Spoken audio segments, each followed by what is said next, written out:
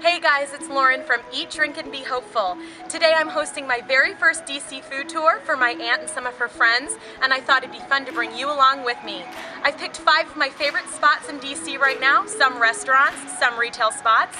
We're going to try a little bit of something at each place, and I'll teach you about the history and culture around each area. Let's go get started. We're going to be starting our tour today in DC's fashionable Logan Circle. It has some of the best restaurants. It is one of the fanciest places to live, and after the Civil War, Ulysses S. Grant even had a house here. We're going to be starting our tour at Estadio, which means stadium in Spanish. And the decor in Estadio is one of the grandiose feel of a Spanish stadium. It has the Spanish marble and bullfighting murals on the walls. And the menu is dominated by little small bites and tapas. And we're going to be trying the pork belly sandwich today, and of course their adult slushies, which they make with fresh ingredients like tarragon and pineapple and coconut, and they're just really delicious.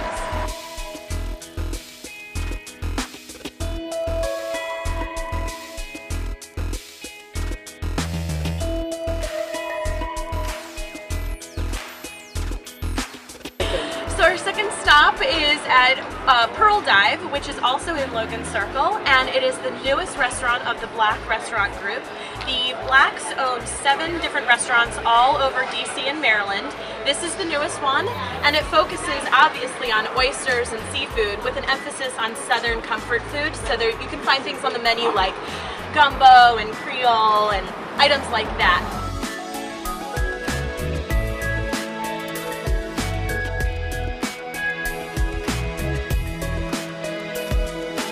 So now on our third stop, we have made it to the U Street corridor, and we are at Ben's Chili Bowl, which has been around since 1958. It has actually been through a lot through the 60s, through the race riots after Martin Luther King was assassinated. U Street was completely demolished from the race riots. Everything remains exactly the same stools, the same food, and they even use the same recipe for their chili that they did back in 1958.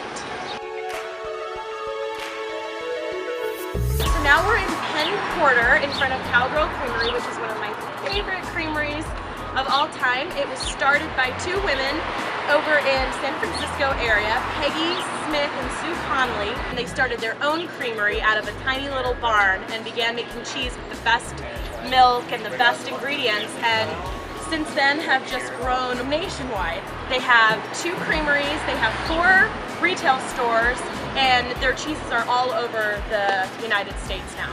I went to a tasting that had they gave you like little canapes with your wine, and they had wagon wheel, and I remember tasting the cheese and thinking, I have to bring these into my store because they're that good. This was the cheese that did it for me.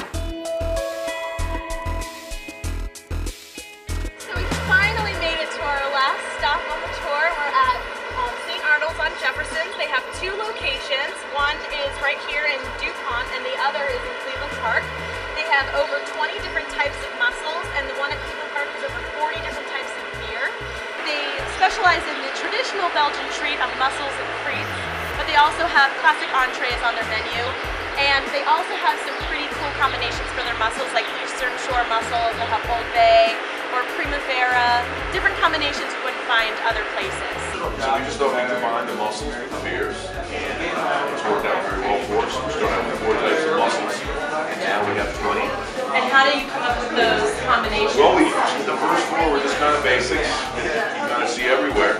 We decided to have to make our next location. We said, well, what's going to make us separate us? Because here is pretty niche, and we've got a good thing going, but we want to continue it.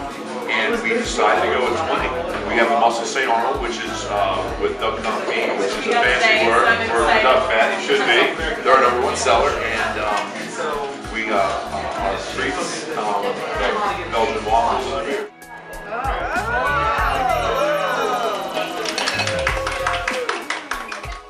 Well, that concludes our food tour today. I hope you enjoyed it as much as I did. Be sure to check out these restaurants for yourself, and check back with my blog, eatdrinkandbehopeful.com, for upcoming food tours I'll be doing in the future. Thanks so much for watching.